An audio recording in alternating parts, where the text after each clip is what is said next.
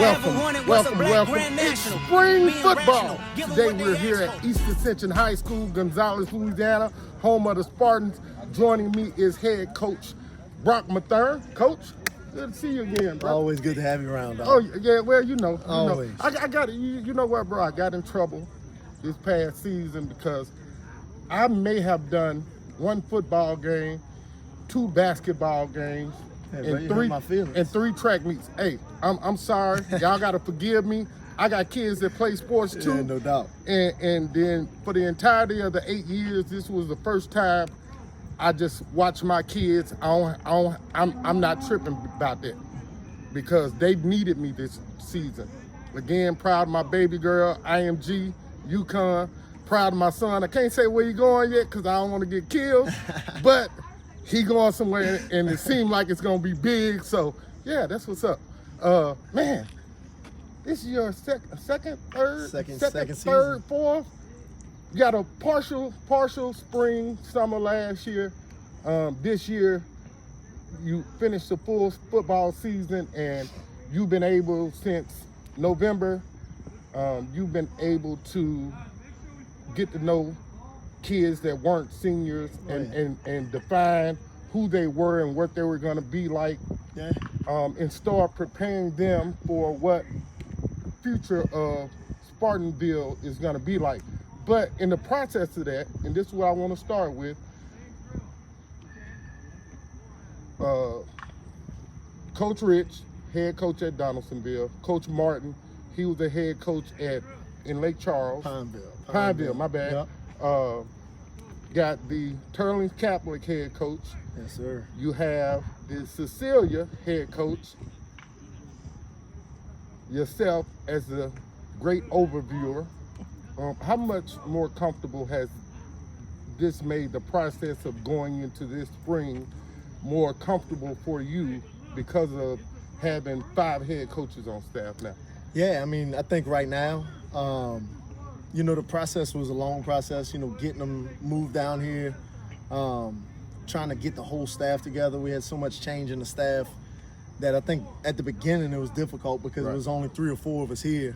And then as they got here, it got more and more comfortable. And then I think now that we kind of have a picture of what we want to do and that they're learning the kids, you know, I could tell them as much as I want to about each kid, but until they get to learn them and know them, that process is a little difficult. But I mean, just sitting in meetings, talking to them, organizing practice, organizing our schemes. Man, it's a special group of coaches, but it's like we tell our kids, you know, hey, we could be the best coaches in the world. We can only take you so far. That we got to have a want-to from the kids in the program, attention to detail, that we want to get better each and every day. But no, I mean, it's a blessing to have these coaches and all their knowledge and experience, championship pedigree. You know, it's truly a blessing. This don't happen often, and I'm glad I'm a part of it. All right, I want to ask you this question now, and if it's too personal, just say no comment. Can we do that? Yeah. Man, what did you tell those head coaches, Cecilia head coach, Coach Dane and Coach Dennis? What'd you tell them guys to lead their own program and come 80 miles? To be assistants here, man. What'd you promise them, man? Well, man, I don't think it really wasn't even. It wasn't nothing I did. We just always had a relationship. I worked for Coach Skanes at 2 different spots. Played for him my junior and senior year of high school. I've known Coach Dane for a long time. And you know, I think in today's age, I think people chase titles and want to be the head coach and want to be the coordinators, but the real ball coaches I know just want to coach ball. That's right. You know, and I think for them it was more of having that opportunity to just dig into the ball aspect of it, and not have to deal with the being the general manager. You know, having to do the paperwork and having to organize these things and just have fun. And you know, there's always been a talk between us that we always wanted to coach together again. And you know, I didn't know when it would happen. I didn't know if it would be here, if it would be down the road. It just so happened that these opportunities came up and we was all able to make it happen, and we was all willing to make it happen. Right. It really wasn't nothing promising on our end. We're just all good friends and believe in each other and believe in what each other preaches. Right. And wanted to see what happens if we put it all together. Absolutely. Again, I think that's a wonderful friendship and brotherhood connection that they left winning programs. Cecilia runner-up in state championship the past 2 years, I believe. Won it last year. Yep. Yeah. Won it in 2024. Right, and then Runner-up the year 23, before, right. yeah. That's what I'm saying. That's what I'm saying, bro. Yeah, I may didn't say it in the right order, but that's exactly what I meant. You know, Yeah, again, for sure. And Turling's Catholic, man, Always in it. they've been a powerhouse since I was a child. Yeah. And I don't know if the school, but that's just how long they've been winning. So, you know, again, you guys have to have a special connection and brotherhood in order for them to give up being a head coach to come way to Ascension Parish. It's a blessing. Right. It's a blessing. I look at this perception right here. Last year, your first year, you bring in a bunch of new assistant coaches. I think you had to keep a lot of the position coaches, but for the most part, you brought in a whole set of new coaches that brought in new schemes, new systems, and the kids have had to make a big adjustment from that vantage point. And now this year, kids are being asked to make the same readjustment, if that's the correct verbiage for it. Yeah. What's the expectation level in the spring format to help kids understand just the new principles and philosophies of the game? Yeah, I mean, I think, we're approaching this spring with look, we're going to throw a lot at the kids. We're going to try to learn on the fly, make up for lost time that we didn't have because we didn't have everybody here as far as the coaching staff. But, as knowing them and them knowing me, like the expectation don't change. We got to come out one day at a time and win. Right. Get out here, compete. But we take a lot of time. I mean, we go through 3 to 4 walkthroughs a day. 2 to 3 meetings a day before we even touch the field, of making sure that we know what to do, how to do it, and how we want these things accomplished. And yeah, there's some small things that we'll say, look, we're a little late right now. We'll catch that in the summer. But the overall thing, the overall aspect of the program, regardless of the scheme, don't change. Right. Attitude and effort. Come out here with the right attitude and play with effort. That don't matter. It don't matter what scheme you're running. That's something that you can control. And I think that's the main thing this spring, is getting our kids to understand what a championship attitude is and championship effort. And that whatever scheme you run, if you got those two things, you'll find success. Absolutely. One thing that I noticed right off the bat was I saw the head coach expediently getting to whatever he was going to do. I saw both coordinators expediently getting to the spots and whatever, when y'all change periods, periods are generally 8 to 15 minutes. Yeah. Your high energy in the period and then going to the next spot for the next period. Is that something that you guys have always done in your trio journey, or is this something new that you guys are saying, since we're all new here, we're going to be the prime example of showing them that we're coaching with high energy. We want y'all to play with high energy. Yeah, I mean, I think it's the only thing I know. I've never been around staffs that walk on the field or don't transition with a purpose. And look, I always tell our coaches and I tell our leadership group the same thing, is that, look, eyes are always on us. Right. So if you're going to walk, they're going to walk. And, right. Those guys know that. I learned mostly everything I know from Dennis Gaines, and to have them here, a big part of what we do is the way we practice is conditioning. Right. Transitioning in between periods is an opportunity to condition. Right. It's not an opportunity to be lazy and do things that champions don't do, Right. So for us, it's just more of actually getting that picked up from everybody and getting everybody to be on the same page of, look, when that whistle blows and we move into the next period, that the transition is important. There's no difference in us transitioning from the period or us sprinting on the field on game day, or if there's a quick turnaround on a game day, there's an interception on our end, offense is running on the field, we want to run on with a sense of urgency and make sure that defense feels pressure. So we just try to practice good habits at everything we do, and we feel like that one's important. Right. When you think about all the success that Turlings has had and all the success that Cecilia had, and you bring these winning coaches in with winning models, like their program models breed success. And both of those schools were, to me, football is football. It doesn't mean a damn in divisions or classification. Yeah. You line up, you put your hats on, Yep. you put your, football is a physical game. That's for sure. And class doesn't matter. How do those models transfer to East Ascension? Well, I tell you, like, like I said earlier, like I learned a lot from these guys even when we wasn't coaching together. You know, I can tell you even last season, my first year here, you know, there was late nights where I'm up here game planning that I just end up in a phone conversation with Coach Skanes or Coach Dane, where I'm picking their brain on what they're doing and how they're running practice and some program values. You know, and I think we all think similar, but man, I tell you, like me, I don't have an ego. Right. There's not a day that, like when we was getting ready for spring, I'm texting them like, man, send me y'all practice schedules from y'all schools. Let me see what we do different that I could compare, or things that I could take from y'all. So I mean, when you got guys like that have a history of winning, Right. man, to me, I just know that if you're not getting better, you're getting worse. So if I'm not asking them questions, then I'm selling myself short and hurting our program. So there ain't a day that goes by where I don't ask them what they think of this or if they want anything different in practice. So, you know, we trying to take what they do as what they've done in the past and their model, but also keep me and keep my you know, who I am the same. You know, and like you said, everywhere I've been, we play a hard-nosed style of football, and that we're going to be violent, physical, have nasty attitudes in between the whistles, and they believe in the same stuff. But like I said earlier, I think I'd be selling our program short if I didn't ask them a million questions a day. Right. Absolutely. Absolutely. So when I think I'm a visionary. I try to forward think a lot because I was telling somebody earlier today, man, that I've been a North Carolina Tar Heel since 1976. Super fanatic. I got the tattoo, the logo of the school tattooed on my body. When I think about the love I have for high school sports, and whether I'm broadcasting a game or doing an interview, before the lights come on, I'm always nervous as shit. When I look at the end result, I'm either super excited or I'm disappointed because I missed something really valuable that was small that could have made the smaller picture bigger or brighter.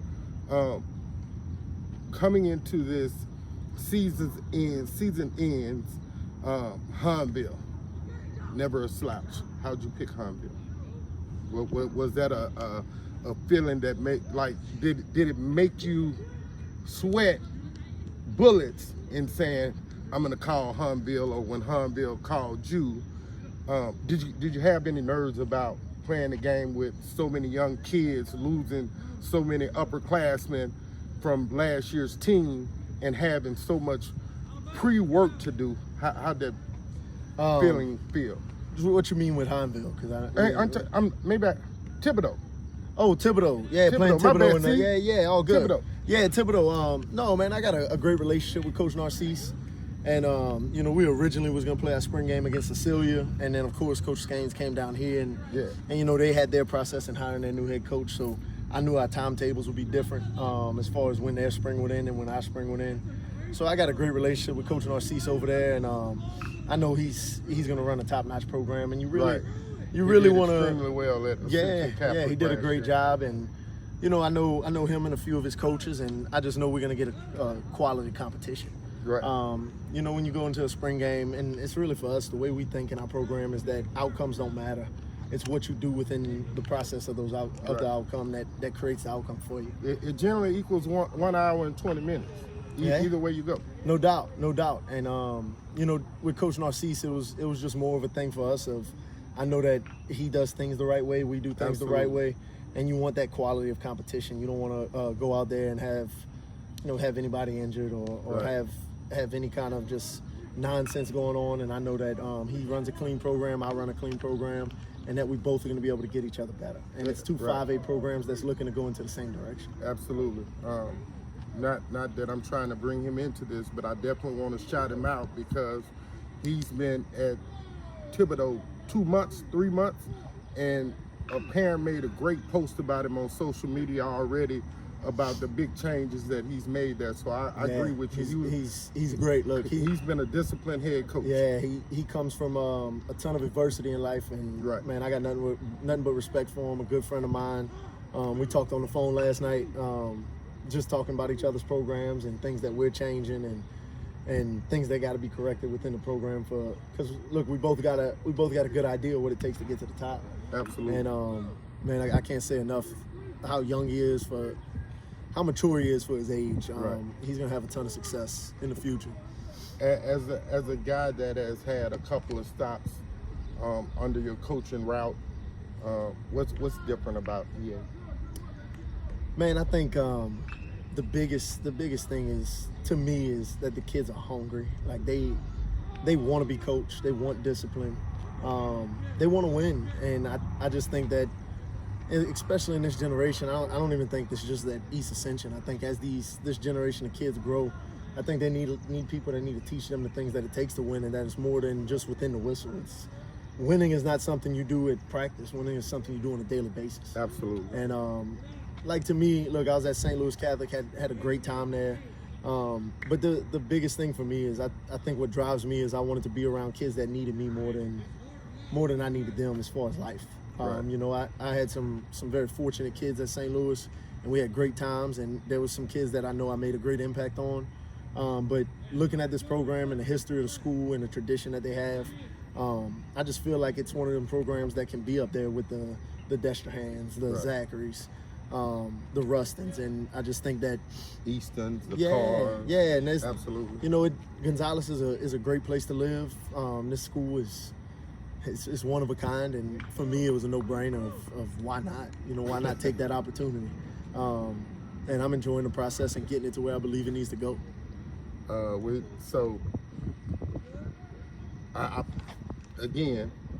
just ask questions. I don't know no better, so y'all gotta forgive me for this question. I think the last 5 years, Coach Lee had the absolute toughest schedule in the state, period. Hands down, bar none. Ain't even close. You combine this district to the teams he played in pre-district, there ain't a schedule out there like it. Right. So now my question is, are you gonna follow that same path that he started, or do you see a different trick for your kids to reach Porter Street? Look, I believe that you got to play high competition in order to be on Porter Street. You don't get to Porter by just scheduling wins. Right, absolutely. You get to Porter by scheduling adversity and tough competition. And look, I'm a big believer. My coaches know it. I got a picture of it in my office. The words look: "Scared money don't make money." And look, and I'm gonna tell you, like, we're not scared of anybody. You know, but we're gonna be smart about it, of course. You know, right. I think there's a calculated way to go about scheduling that. You know, you want to schedule great competition, but you also don't want to get yourself beat up. You got to see where your depth is and where the program is at certain points when you're doing your scheduling. And but by no means are we ever gonna run from anybody. Okay, I like that. I got a lot of love for you, man. A lot of love. I'm a little mad with EA right now, but I got a lot of love for you. Again, y'all lost a lot of upperclassmen from last year's football team. You guys did, from my vantage point and where I saw y'all going versus what y'all did, y'all were 3 or 4 steps higher than I actually thought y'all would get. All right, and that's just me being truthful as a journalist.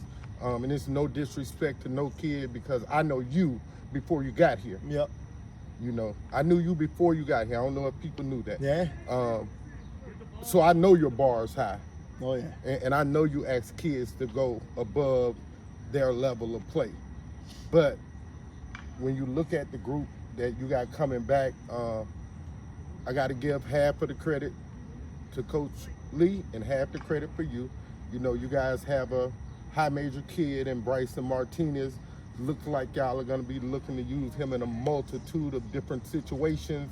How has that been with coaching Bryson and getting him motivated to be better? Yeah, man. I think, look, that was, of course, when you got a kid like Bryson, he's a special young man. And look, the thing about Bryson is he's like a big kid. Like, everybody sees the stars, but, like, man, when you're in between the lines, Bryson just likes to have fun. Right, I mean, football's fun for him, and coaching him's fun. Like, he's a coachable kid. Like, he wants to be coached. He takes in coaching.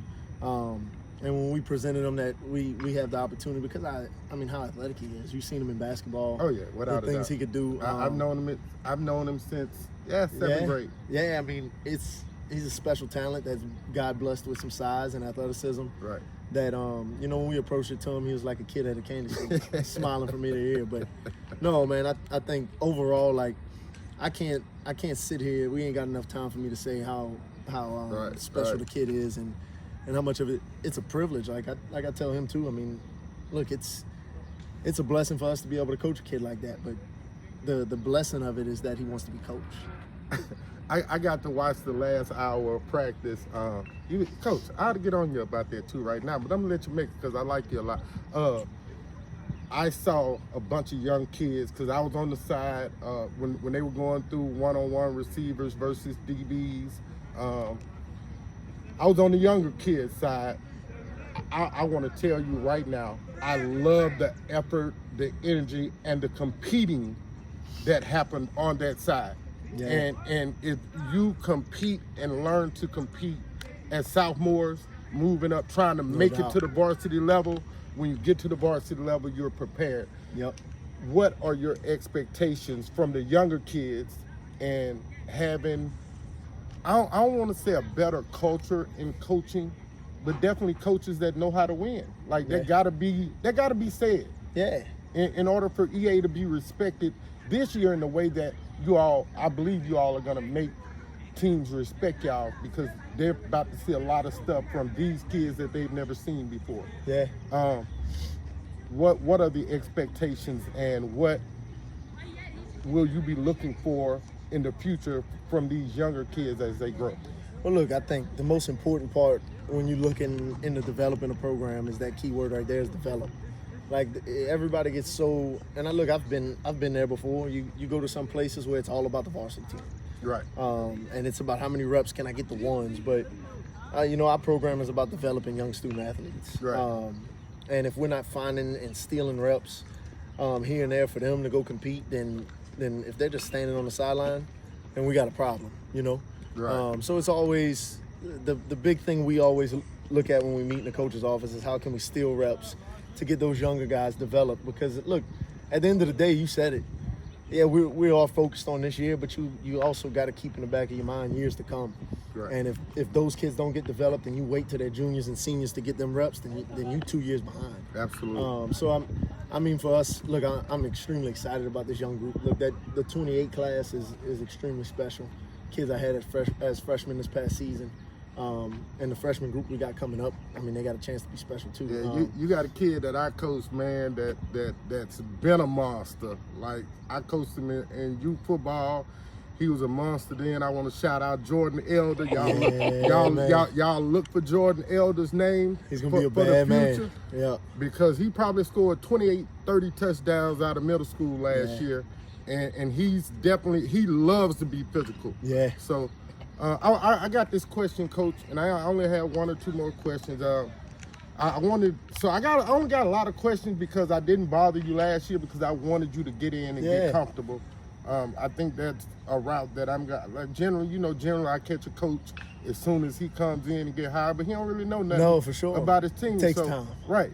And so this is the one thing that I want to ask coaches about and their principles and philosophy of it, because you see it a lot, but when actual game time comes, you never see it because it's illegal to do.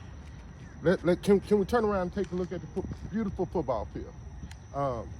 But in practice, coaches are on the field in the middle of the huddle or in the middle of the play or directing traffic. Yeah. But in the game, you can't do that. Yeah. So, and this is just me asking questions because this is something I've always wanted to know because I coach differently. Yeah. In practice, I coach from the sideline. Yeah. Except for the one time I had 4 and 5 years old. Mm-hmm. Then you got to be on the field. But at the high school level, why aren't we challenging kids to listen to coaching from the sidelines where you have to be on Fridays or Saturdays, and now they gotta pay attention instead of being up close and personal? So I think that's part of our process is that you'll see as we get deeper into the program, we have certain periods in practice where, we have a certain thing that we call 3 and out, 3 and stay. Okay. And for us, that's just, hey, it's like a live game. 1st and 10, balls on the 20, play it how it is. Right. That would be a period where I tell the coaches, hey, everybody on the sideline. Like, let's let the kids figure it out. Right. But I just think where we're at right now as a program that we got to get as much coaching done as possible to get these kids doing the right things the right way. And there are times where certain days, I'll let the coaches know, like, man, look, we're gonna do this from the sideline today. Right. But I think that's more of a judgment call on us of when are we ready for that. In spring ball right now, I think with a ton of new coaches and really, I think the biggest purpose for us and having them right there is so the coaches can learn the kids. Right. If they're not out there, if they're just standing on the sideline, and not getting in, and you got to think too, we got a lot of coaches learning new schemes. So they got to be around each other and teaching each other and Right. asking questions. But no, I agree with you. I think, the closer the season gets, the more and more we get off the field to get them prepared for that. We just look at the time and period of where we at right now and what we need to accomplish this spring, and that we feel they have certain periods and certain drills that we need to be on them. And then there's certain times where we got to say, hey, let's let them figure it out. Right. But no, I totally agree with you, and we do that. We have those certain moments where we say, hey, let's get it from the sideline and let's let the kids just call it. But no, I like I said, I just think that's situational purpose and when the timing's right for the program. Because Right. the last thing you want is to waste 15 minutes. You on the sideline and the kids can't figure anything out. Right. And right. then you just Absolutely. wasted a drill. But Yeah, that's a whole period. yeah, and Lord knows I don't like that. Right. Nobody likes losing. When I tell you nobody likes losing, I'm specifically and especially talking about me. I hate losing. It's like taking a dagger and stabbing me in my eyes. That's how much I hate losing. This Ascension Parish is East Ascension, St. Amant, Dutchtown, Donaldsonville, and I'm sure Prairieville is going to grow to the same for sure. system of loyalty, because that's just who Ascension Parish is. They're crazy about their high school sports. You got a chance last year to experience your first biggest high school football rivalry in the state, EA St. Amant, and the second one is probably EA Dutchtown. I'm gonna be honest about that. Even though I know Carolyn Wiseman, Carolyn Richwood, and Wiseman is pretty damn big and pretty special, but here it's a gang of people at the Oak Tree and the Pit. What was that like for you, Coach? Man, it's special. It's special. I think, but look, and that's the thing that I try to get the kids to understand too, is that, I enjoy all that. That I tell all my new coaches and anybody that I could talk to about it. Like I'll never forget the rest of my life getting on the bus, driving down Irma, and when we pulled up and that field was full of tailgaters, and I said, man, they ain't gonna be nobody in the stadium. And then you walk in for warm-ups and every seat's full and there's still people outside. Yeah. You get chills, man. But the thing that I try to get across is as simple as this: is that once 7 o'clock, it's still football. Right. Regardless of the rivalry and regardless of what's going on, football's football. Absolutely. And I can remember my head coach telling us that for the state championship. We played in the state championship in 2008, and I just remember him emphasizing all week that, look, whatever time we step on the field, it's bright lights and you're in the Superdome, but that ball's got to get kicked off at some point, and it's football. But no, I mean, I think it's a special experience, and I tell you, I've been a part of some really big rivalries in my coaching career, Right. whether it was Cecilia Brobridge, Belchase, South Plaquemines, Turlins, ALCA. yeah, man, I've been a part of a lot of them. There ain't nothing like this rivalry and the respect I got for Coach O, Right. and what he's done with that program and his tenure there. You don't see in this generation a lot of coaches that stick it out for a long period of time. I think he's been there like 13 years. Yeah, man, that's on his way to 15. He's been there for a minute. yeah, and he's done a great job, and he's welcomed me in with open arms. I think a lot of people use the word hate when it comes to a rivalry, and I don't think that's the case. I think it's a respect. Well, I think that's what it's called. Spartan hate week and Gator hate week. Yeah. But that's, I promise you all, they say that, but it's from a place of love, Yeah, for sure. jokes, you know, when they TP somebody's house, that, you know, I remember one year they went and did some explicit stuff on EA's football field. I've heard that story. And they had to go and buy like 12 cases of green paint to get the grass back green, man. Like, Yeah. you know, I've heard that you story. know, man, I can tell you, I've been around this rivalry a very long time. I don't think it's any, like, and I've lived in states other than Louisiana and went to high school football. I got to watch Mark Super Duper Clayton play Sam Houston High School in Arlington, Texas. Yeah. I've gotten to watch some dudes. Right. Nothing like this though. I promise you, No. nothing like this. Coach, what I want to do is, if you allow me to, I want to move out the way for a minute. I want you to center yourself in the camera and just talk to your fan base. Take 1 minute and a half. Go Yeah. ahead. Man, look, at the end of the day, Spartan Nation, we're looking to continue to build every day to give y'all a program that y'all would be proud of, a program that's bigger than football, that you could be proud of in the community, that when every team that plays us, they know it's a high-class program with a ton of respect and discipline. But, you know, we ask y'all to cheer us on through the good, the bad, the ugly. You know, understand that it's about the kids, and our goal is to give them the best experience possible for their 4 years here in high school, and that, you know, we plan on winning a lot of games, and that comes with hard work, and we expect y'all there for the whole ride. You know, be loud, be proud, and go Big Blue. Hey, there you have it, man.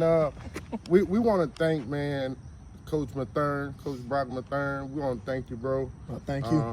You know you're my dog. Appreciate it, man. know Not really, that. because, you know, again, spring is probably the busiest time for a head coach in high school football. I know that. I acknowledge that. And for you to take time out of having a 8-hour school day, then you got your, like you said, your meetings before you come out here on the field, because you got so much new install that needs to happen. You know, so I'm grateful for you taking time, and I know I'm super freaking fracking long-winded, and I talk too much. Damn, that's the same I thing. always make time for you, dog. But hey, Always. y'all know You're what one it of the is. few. You know, y'all know what it is, man. If I would Remember, have never seen it was Hope, but I was gonna walk inside. hey, I want to shout out. Can I call him over here real quick? I want to shout out my guy, the assistant to the head coach. Come here, buddy. Yeah, man. Got to call the assistant to the head coach The out big here, dog. man. That's my guy, man. Hurry up. We got to go. I'm on coach time now. I don't went past my interview time. This my guy, man. You good? Yes, sir. He ate a lot of crawfish this season. Not a lot. Not a I ate lot? some, though. Oh, okay. This is the assistant to the head coach, man. He's coach right hand, man. You won't see Brock Matherne without seeing him. Like, yeah, probably about this much space. But they've gained a place, a relationship from a place of love. But hey, y'all know what it is, man. Remember, get off the bench, get into the game.